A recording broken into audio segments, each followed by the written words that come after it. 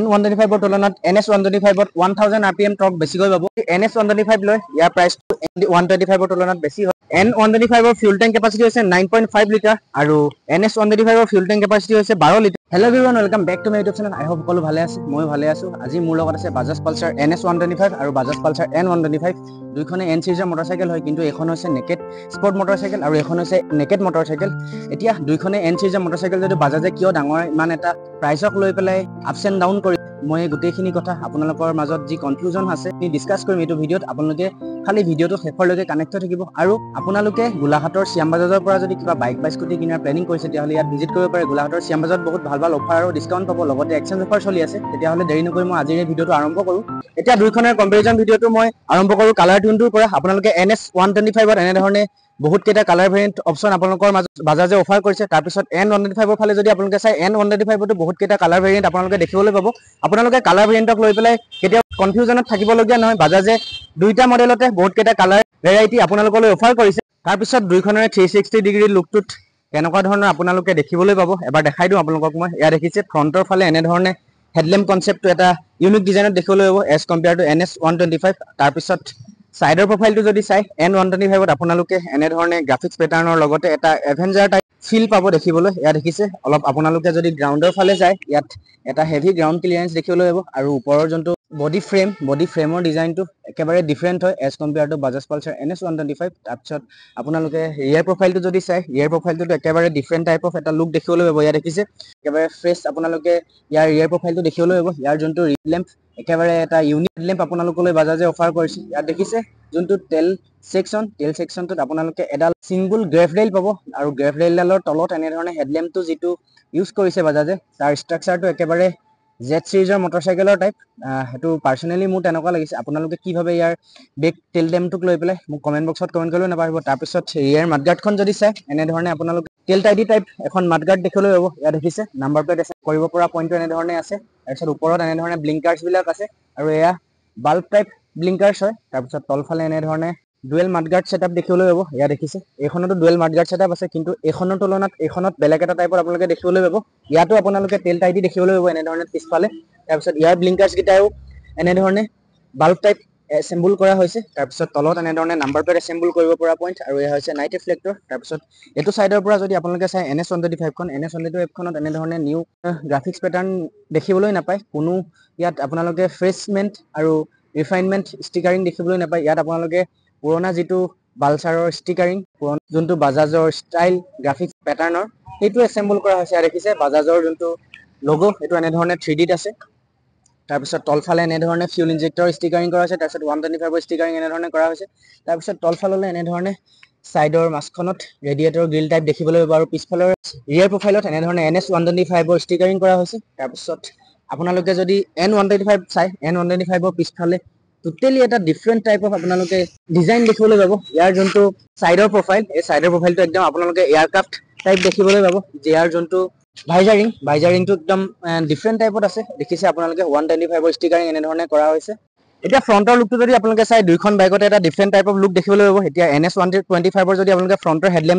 হেডল্যাম্পটো ওপৰত এনে ধৰণে এখন নৰমাল উইং দেখিবলৈ পাব যিখন এনে ধৰণে গ্লসি ব্লেকত উইং এখন আছে তাৰ পিছত তলফালে এনে ধৰণে বাজাজৰ বেটচিংটো আছে তাৰ পিছত ইয়াত আপোনালোকে এনে ধৰণে LED হেডল্যাম্প পাব তাৰ পিছত এয়া সাইডত LED DRL তাৰ পিছত ইয়াৰ ব্লিংকাৰ্ছখিনো এনে ধৰণে বাল্ব টাইপ ব্লিংকাৰ্ছ দেখিবলৈ পাব আৰু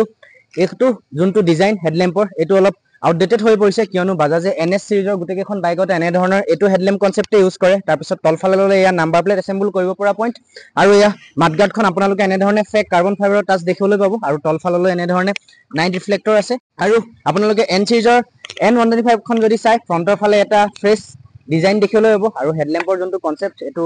পাৰ্সোনালি মোৰ নিজৰ ভাল লাগিছে আপোনালোকে এটো হেডল্যাম্প কনসেপ্ট কেনেকুৱা পায় মোক কমেন্ট বক্সত কমেন্ট কৰিবলৈ নাপাহৰিব আৰু এই হেডল্যাম্পটোৰ কথা মই যদি কওঁ ইয়াত কমপ্লিটলি LED হেডল্যাম্প সেটআপ দিয়ে বাজাজে আৰু ইয়াৰ সাইডত এনে ধৰণে DRL দেখিবলৈ পাব আৰু ওপৰত এনে ধৰণে সৰু এখন উইংছ আছে তাৰ পিছত ওপৰত এনে ধৰণে নাম্বাৰ প্লেট এসেম্বল কৰিব পৰা পইণ্ট আৰু NS125 ত আপোনালোকে নাম্বাৰ প্লেট এসেম্বল কৰিব পৰা পইণ্ট এনে তলফালে পাব আৰু N125 ত নাম্বাৰ প্লেট এসেম্বল কৰিব পৰা পইণ্ট এনে ধৰণে ওপৰফালে পাব তাৰ পিছত তলফাললৈ যদি মাডগাৰ্ডখন চাই ফ্ৰন্ট মাডগাৰ্ডখন এনে ধৰণে মেটেল ব্লেকত দেখিবলৈ পাব তাৰ পিছত সাইডত এনে ধৰণে ভাইজাৰিং আছে সাইডত এনে ধৰণে ষ্টিকাৰিং কৰা হৈছে আৰু এয়া হৈছে নাইট ৰিফ্লেক্টৰ তাৰ পিছত সাসপেনশনৰ ফালে আহো আপোনালোকে দুইখন বাইকতে 37 mm ৰ সাসপেনশন দেখিবলৈ পাব ইয়া দেখিছে ফ্ৰন্টত এনে ধৰণে NS125 ত নৰমাল 37 mm ৰ সাসপেনশন তাৰ পিছত এই সাসপেনশনডালত কোনো ধৰণৰ কভাৰ আপ কৰা নাই আপোনালোকে লুক ওয়াইজ যদি কম্পেয়াৰ কৰে N125 ৰ সাসপেনশনডাল অলপ এট্ৰেক্টিভ দেখিবলৈ হ'ব কিয়নো ইয়াত এটা ফ্ৰণ্টত কভাৰ আপ কৰা হৈছে এই কভাৰটোৰ কাৰণে সাসপেনশনডাল অলপ বাল্কি নিচিনা লাগিছে এডালো নৰ্মেল 37 mm ৰ সাসপেনশনে হয় ইয়া দেখিছে এই কভাৰটোৰ কাৰণে সাসপেনশনডাল অলপ লং লাষ্টিং হৈ যাব ধলিবালি পটককে নষ্ট কৰিব নোৱাৰে তাৰ পিছত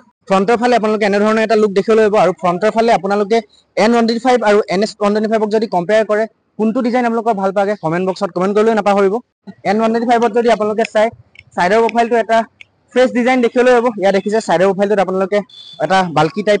ট্যাঙ্ক দেখিবলৈ পাব এই ট্যাঙ্কৰ যোনটো ডিজাইন আপোনালোকে যদি কম্পেয়াৰ কৰে NS125 ৰ তুলনাত ইয়াৰ ট্যাঙ্কৰ ডিজাইনটো বহুত এটা ডাঙৰ ট্যাঙ্কৰ ডিজাইন হয় যাৰ কাৰণে আপোনালোকৰ বাইকখন ৰাইড কৰোতে এখন হিউজ টাইপ মটৰচাইকেল ৰাইড কৰি থকা নিচিনা ফিল এটা আহিব ইয়া দেখিছে ইয়াৰ ট্যাঙ্কৰ যোনটো ষ্ট্ৰাকচাৰটো একেবাৰে নিউ হয় আৰু নিউ কনসেপ্ট হয় এটো তাৰ পিছত ইয়াৰ ষ্টিকাৰিং খিনি যদি চাই আপোনালোক ৰেড আৰু গ্লসি ব্লেকৰ মাজত এনে ধৰণে ক্ৰোমৰ ফিনিশ দেখিবলৈ পাব ইয়া দেখিছে তাৰ পিছত ইয়াৰ ৰেড কালাৰত হাইলাইট কৰা হৈছে এনে ধৰণে ষ্টিকাৰিং তাৰ পিছত এই ষ্টিকাৰিংটো একেবাৰে নিউ ষ্টিকাৰিং হয় আপোনালোকে এটো ষ্টিকাৰিং বাজাজৰ কোনো বেলেগ ধৰণৰ বাইকত দেখিবলৈ নাপায় তাৰ পিছত এই সাইডত এনে ধৰণে দেখিছে N125 ৰ যোনটো ষ্টিকাৰিং এনে ধৰণে কৰা হৈছে তাৰ পিছত সাইডৰ যোনটো মাস্কৰ ডিজাইনটো টোটালি ডিফাৰেন্ট হয় আপোনালোকে যদি NS125 ৰ মাস্কখন চাই ৰিয়াৰ মাস্কখন যদি চাই এনে ধৰণে নৰ্মেল পুৰণা ডিজাইনত দিয়া হৈছে কিন্তু এটো একেবাৰে নিউ ডিজাইনত দিয়া হৈছে ইয়াৰ মাস্কৰ ডিজাইনটো তাৰ পিছত পিছফাললৈ এনে ধৰণে আপোনালোকে এডাল গ্ৰেভৰেল দেখিবলৈ পাব এডাল হৈছে সিঙ্গল গ্ৰেভৰেল এনে ধৰণে কাষ্টনত দেখিবলৈ পাব গ্ৰেভৰেলডাল তাৰ পিছত আপোনালোকে NS125 ত যদি চাই NS125 ত এনে ধৰণে ডুৱেল স্প্লিট গ্ৰেভৰেল দেখিবলৈ পাব যিটো মেটেল ব্লেকত আছে তাৰ পিছত ৰিয়াৰ ব্লিংকাৰ্স গিটাও এনে ধৰণে বাল্ব টাইপ ব্লিংকাৰ্স ইউজ কৰা হৈছে N125 আৰু NS125 দুইখনতে বাল্ব টাইপ ব্লিংকাৰ্স ইউজ কৰা হৈছে তাৰ পিছত ৰিয়াৰ মাডগাৰ্ডখন যদি চাই ৰিয়াৰ মাডগাৰ্ডখন এনে ধৰণে মেটেল ব্লেকত দেখিবলৈ পাব তাৰ পিছত তলফাললৈ মাডগাৰ্ডখনত এনে ধৰণে নাম্বাৰ প্লেট এসেম্বল কৰিব পৰা পইণ্ট আৰু নাইট ৰিফ্লেক্টৰ আছে আপোনালোকে যদি NS125 ৰ মাডগাৰ্ডখন চাই এখন টেল টাইডি আফটাৰ মাৰ্কেট কে লগালে যেনে ধৰণৰ এটা লুক আহে তেনে ধৰণৰ এখন মাডগাৰ্ড ইউজ কৰা হৈছে টেল সেকশনত তাৰ পিছত তলত এনে নাম্বাৰ প্লেট এসেম্বল কৰিব পৰা পইণ্ট আৰু এটো হৈছে নাইট ৰিফ্লেক্টৰ আৰু দুইখনতে তলফাললৈ এনে ধৰণে ফ্লিপ মেডগাৰ্ড ইউজ কৰা হৈছে ইয়া দেখিছে ফ্লিপ মেডগাৰ্ড এনে ধৰণে দুইখনতে ইউজ কৰা হৈছে তাৰ পিছত দুইখনৰে মাডগাৰ্ডক কালাৰ টিউনটো লৈ পেলাই এটা পাৰ্থক্য আপোনালোকৰ মাজত আহি পৰিব দেখিছে মাডগাৰ্ডখনত NS125 এনে ধৰণে কাৰ্বন ফাইবাৰৰ টাচ দিব বিচাৰিছে ইয়া অৰিজিনেল কাৰ্বন ফাইবাৰ নহয় ইয়া ফেক কাৰ্বন ফাইবাৰ কোম্পানী এনে ধৰণে টাচ দিব বিচাৰে তাৰ পিছত ইয়াত আপোনালোকে তেনেকুৱা ধৰণৰ কাৰ্বন ফাইবাৰৰ টাচ দেখিবলৈ নাপায় এনে ধৰণে নৰ্মেল মেটেল ব্লেকত মাডগাৰ্ডখন দেখিবলৈ পাব তাৰপিছত এয়া আছিল কালাৰ সাইড প্ৰফাইল আৰু ফ্ৰণ্টৰ ইঞ্জিনৰ গোটেই কালাৰ টিউনখিনি এতিয়া আহো মিটাৰ কনসোলৰ ফালে অহা আগত মই আপোনালোকক বাইক দুইখনৰ চাবিটোৰ পৰা আৰম্ভ কৰিব বিচাৰিছো ইয়া দেখিছে আপোনালোকে এনে ধৰণে দুইখন বাইকতে ডুৱেল কি সেটআপ দেখিবলৈ পাব আৰু নৰ্মেল গোটেইবোৰক বাইকতে এনে ধৰণে ডুৱেল কি সেটআপ আহে ইয়া দেখিছে নৰ্মেল ওয়েভ কি হয় এনে ধৰণে পালসাৰৰ বেটচিংটো এনে ধৰণে আছে NS125 ৰ চাবিটো তাৰ পিছত N125 ৰ চাবিটো যদি চাই আপোনালোকে এনে ধৰণে এটা দীঘল ওয়েভ কি দেখিবলৈ পাব আপোনালোকে যদি কম্পেয়াৰ কৰে NS125 ৰ চাবিটোৰ তুলনাত ইয়াত আপোনালোকে এটা ডিফাৰেন্ট টাইপ অফ চাবি দেখিবলৈ পাব দুইখন ডুৱেল কি সেটআপ দেখিবলৈ পাব কিন্তু দুইখনৰ চাবি ডিজাইনটো টোটালি ডিফাৰেন্ট হয় তাৰ পিছত মিটাৰ কনসোলৰ ফালে আহো মিটাৰ কনসোল আপোনালোকে N125 ৰ যদি চাই ইয়াত কমপ্লিটলি এটা আপগ্ৰেডেড মিটাৰ কনসোল দেখিবলৈ পাব ইয়াত call alert miss call alert turn by turn GPS navigation Bluetooth connectivity geofencing তাৰ পিছত আইডিয়েল স্টাৰ্ট ষ্টপ অপচন আৰু বহুতখিনি আপগ্ৰেডেড ফিচাৰ ইনক্লুড হৈ থকা দেখিবলৈ পাব কিন্তু আপোনালোকে যদি NS125 ৰ মিটাৰ কনসোলৰ ফালে আহে ইয়াতো আপোনালোকে ব্লুটুথ কানেক্টিভিটি কল alert miss call alert Jio fencing আৰু GPS নেভিগেশ্যন তাৰ পিছত SMS এলাৰ্ট আৰু স্পিডোমিটাৰ অডোমিটাৰ ট্ৰিপ এ ট্ৰিপ বি আৰু ফিউল ইকোনমি গিয়াৰ শিফ্ট ইন্ডিকেটৰ এবিলাক পাব দেখিবলৈ কিন্তু N125 ত আপোনালোকে গিয়াৰ শিফ্ট ইন্ডিকেটৰ নাপায় ইয়াত আপোনালোকে নৰ্মেল নিউট্ৰেল হৈ থাকোতে যেটো ব্লিংক কৰিব N বুলি হেতু ব্লিংক হ'ব ইয়াত আপোনালোকে ফুললি গিয়াৰ শিফ্ট ইন্ডিকেটৰ পাব তাৰ পিছত ইয়াত আপোনালোকে ফ্ৰণ্টত এনে ধৰণে ডিসপ্লে সেটআপ দেখিবলৈ পাব ইয়াত আপোনালোকে ব্লুটুথ কানেক্টিভিটিৰ কাৰণে এনে ধৰণে ওপৰত ব্লিংকাৰ্স দেখিবলৈ পাব ইয়া দেখিছে তাৰ পিছত স্মাৰ্ট এক্স কানেকশন আছে ইয়াত কাৰণ এখন SXC মডেল হয় স্মাৰ্ট এক্স কানেকশন ইয়াত ইনক্লুড হৈ থকা দেখিবলৈ পাব আৰু ইয়াত আপোনালোকে যদি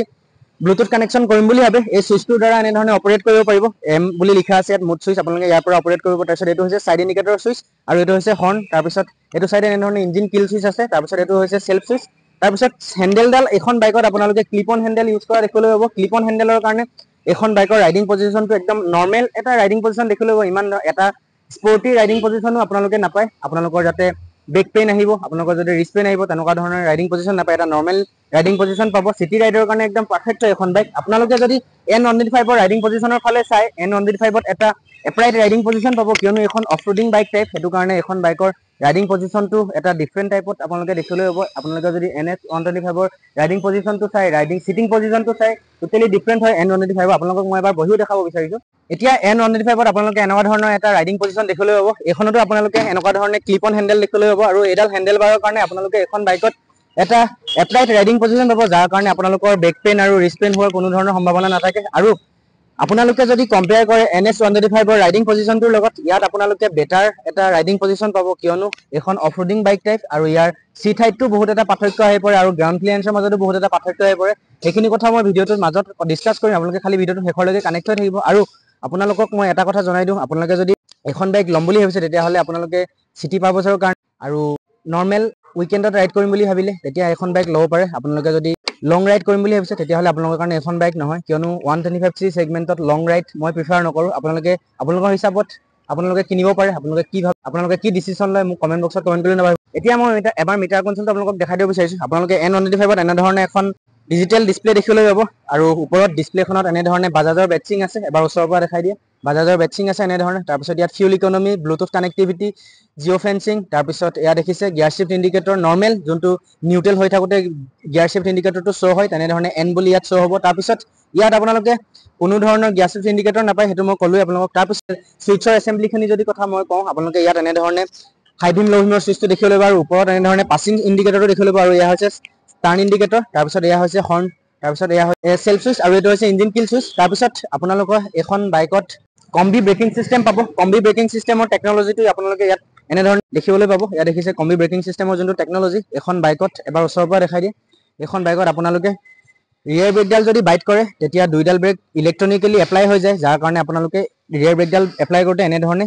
এইডাল ফ্ৰণ্ট ব্ৰেকডাল এপ্লাই হোৱা দেখিবলৈ পাব। ইয়াত দেখিছে এনেধৰণে ৰিয়াৰ ব্ৰেকডাল এপ্লাই কৰিলে ওপৰত এনেধৰণে ইয়াৰ যোনটো মেকানিকেল টেকনলজি এইটো এনেধৰণে ইয়াত আপোনালোকে দেখিবলৈ পাব। তাৰপিছত এয়া হৈছে কম্বি ব্ৰেকিং চিষ্টেমৰ এডভান্টেজ, আপোনালোকে এখন বাইকত কম্বি ব্ৰেকিং চিষ্টেম পাব। তাৰপিছত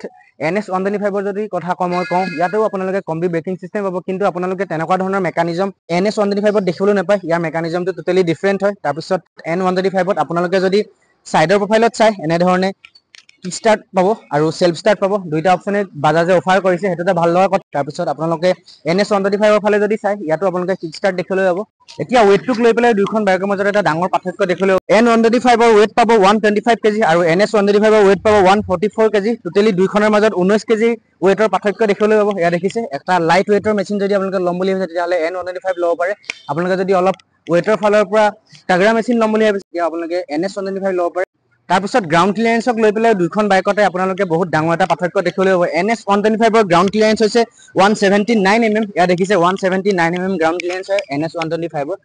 এখন বাইকো অফ ৰোডৰ কাৰণে কেপেবল হয়। আপোনালোকক এইটো মই কোৱা নাই যে আপোনালোকে ৰুৰেল এৰিয়াবিলাকত চলাব নোৱাৰে, এখনতো আপোনালোকে ৰুৰেল এৰিয়াবিলাকত চলাব পাৰিব। 179 mm গ্ৰাউণ্ড ক্লিয়াৰেন্স হয়, কিন্তু আপোনালোকে যদি কম্পেয়াৰ কৰে N125ৰ গ্ৰাউণ্ড ক্লিয়াৰেন্সক লৈ পেলাই, ইয়াত আপোনালোকে তাতোতকৈ এটা বেটাৰ গ্ৰাউণ্ড ক্লিয়াৰেন্স দেখিবলৈ পাব। N125ৰ গ্ৰাউণ্ড ক্লিয়াৰেন্স হৈছে 198 mm। ইয়াত দেখিছে N125ৰ গ্ৰাউণ্ড ক্লিয়াৰেন্স 198 mm। এনেধৰণে আপোনালোকে 198 mm গ্ৰাউণ্ড ক্লিয়াৰেন্স দেখিবলৈ পাব। 198 mm গ্ৰাউণ্ড ক্লিয়াৰেন্স NS125ৰ তুলনাত বেটাৰ বুলি মই ভাবোঁ, কিয়নো আপোনালোকে যদি একেবাৰে প্ৰপাৰ ৰুৰেল এৰিয়াবিলাকত চলাম বুলি ভাবে আৰু প্ৰপাৰ অফ ৰোডিং কৰিম বুলি ভাবে ডেফিনেটলি কৰিব পাৰে। আৰু লুক ৱাইজো বাইকখন দেখিবলৈ অলপ অফ ৰোডিং মেচিন টাইপে লাগে, কিয়নো ইয়াত যোনটো বাল্কিনেছ টেংক আৰু যোনটো স্প্লিট চিট ইউজ কৰা হৈছে আৰু ফ্ৰণ্টৰ যোনটো হেডলেম্পৰ কনচেপ্ট টোটেলি এটা ডিফাৰেণ্ট আৰু অফ ৰোডিং বাইক টাইপে লাগে দেখিবলৈ। আপোনালোকে কি ভাবে মোক আপোনালোকৰ অপিনিয়ন কি মোক কমেণ্ট বক্সত কমেণ্ট কৰিলে নাপাহৰিব। চিট হাইটৰ মাজতো আপোনালোকে দুইখন বাইকত এটা ডাঙৰ পাৰ্থক্য দেখিবলৈ পাব। NS125ৰ চিট হাইট হৈছে 805 mm। আপোনালোকৰ হাইট যদি 5.5 হয় এপ্ৰক্স তেতিয়াও আৰামত চলাব পাৰিব। তাৰপিছত আপোনালোকৰ হাইট যদি 5 হয় ডেফিনেটলি চলাব পাৰিব। তাৰপিছত N125ৰ চিট হাইটৰ কথা যদি মই কওঁ, ইয়াত আপোনালোকে 795 mm চিট হাইট দেখিবলৈ পাব। ইয়াত দেখিছে 795 mm চিট হাইটৰ কাৰণে শ্বৰ্ট ৰাইডাৰসকলৰ কাৰণে বেষ্ট হ'ব এখন বাইক। মই ভাবোঁ শ্বৰ্ট ৰাইডাৰ 4.5 এপ্ৰক্স বা 4.9 যিবিলাক পাৰ্চনেলিটিৰ মানুহ আছে তেওঁলোকৰ কাৰণে এখন বাইক বেষ্ট হ'ব। শ্বৰ্ট ৰাইডাৰসকলে ডেফিনেটলি এখন বাইক ইজিলি ৰাইড কৰিব পাৰিব। তাৰপিছত তলফালে এনেধৰণে আণ্ডাৰবেলি এক্সজষ্ট আছে। আণ্ডাৰবেলি এক্সজষ্ট দুইখন বাইকতে ইউজ কৰা হৈছে। এনেধৰণে আণ্ডাৰবেলি এক্সজষ্ট দুইখন বাইকতে ইউজ কৰা হৈছে। ইয়াত দেখিছে তলফালে NS125ত এনেধৰণে চেণ্টাৰ ষ্টেণ্ড আছে আৰু N125ত এনেধৰণে চেণ্টাৰ ষ্টেণ্ড আছে। তাৰপিছত দুইখন বাইকতে আপোনালোকে ছাইড ষ্টেণ্ড কাটৰ ফিচাৰটো ইনক্লুড হৈ থকা পাব। তাৰপিছত আহোঁ ইঞ্জিন স্পেচিফিকেশ্যনৰ ফালে। দুইখন বাইকৰে ইঞ্জিন স্পেচিফিকেশ্যনটো যদি আপোনালোকে কেলকুলেশ্যন কৰে দুইখনতে ছেম পাব। দুইখন বাইকতে 124.45 cc ছিংগল চিলিণ্ডাৰ এয়াৰ কুল ইঞ্জিন ইউজ কৰা হৈছে। পাৱাৰ ফিগাৰৰ কথা যদি কওঁ মই, N125ৰ পাৱাৰ হৈছে 124.58 cc single cylinder 4 stock air কুল ইঞ্জিন আৰু মেক্স পাৱাৰ হৈছে 12 p 8500 rpm আৰু মেক্স টৰ্ক হৈছে 11 নিউটন মিটাৰ 6000 rpm। তাৰপিছত NS125ৰ টোটেল পাৱাৰ ফিগাৰ হৈছে 124.45 cc 4 ষ্টক 4 ভেলভ এয়াৰ কুল ইঞ্জিন আৰু মেক্স পাৱাৰ হৈছে 12 PS 8500 rpm আৰু মেক্স টৰ্ক হৈছে 11 নিউটন মিটাৰ 7000 rpm দুইখন বাইকে সেম পাৱাৰে প্ৰডিউস কৰে বাট NS125 ৰ টৰ্কটো অলপ বেছি আপোনালোকে NS125 টৰ্কৰ ফালৰ পৰা এটা আপডেট দেখিবলৈ পাব NS125 ৰ ইনিশিয়ালি যোনটো টৰ্ক হেতু অলপ ইমপ্ৰুভ কৰিছে বাজাজে বহুতৰে প্ৰশ্ন থাকে যে কোনখন বাইকৰ প্ৰাইসটো বেছি এতিয়া মই গুটেখিনি কথাও আপোনালোকৰ লগত ডিসকাস কৰিম প্ৰাইসটোক লৈ পেলাই আপোনালোকে যদি NS125 লয় ইয়াৰ প্ৰাইসটো 125 ৰ তুলনাত বেছি হয় আৰু আপোনালোকে যদি N125 ৰ ফালে আহে ইয়াত আপোনালোকে প্ৰাইসটো অলপ NS ৰ তুলনাত কমকৈ পাব আৰু আপোনালোকে যদি NS সিৰিজ নলৈ পেলাই N সিৰিজৰ ফালে আহে কমপ্লিটলি এটা নিউ লুকত আপোনালোকে যদি এখন বাইক লম বুলি ভাবে তেতিয়া হলে আপোনালোকৰ কাৰণে N125 বেষ্ট হ'ব কম প্ৰাইজত আপোনালোকে যদি ভাল এটা ফিউচাৰিস্টিক ডিজাইন আৰু ফিউচাৰিস্টিক মিটাৰ কনসোল বিচাৰে তেতিয়া হলে N125 আপোনালোকৰ কাৰণে বেষ্ট হ'ব দুইখনতে Bluetooth connectivity turn by turn GPS navigation combi braking system গোটেইবিলাক আছে কিন্তু প্ৰাইস সেগমেন্টটো এখনত কম এখনত বেছি আপোনালোকে যদি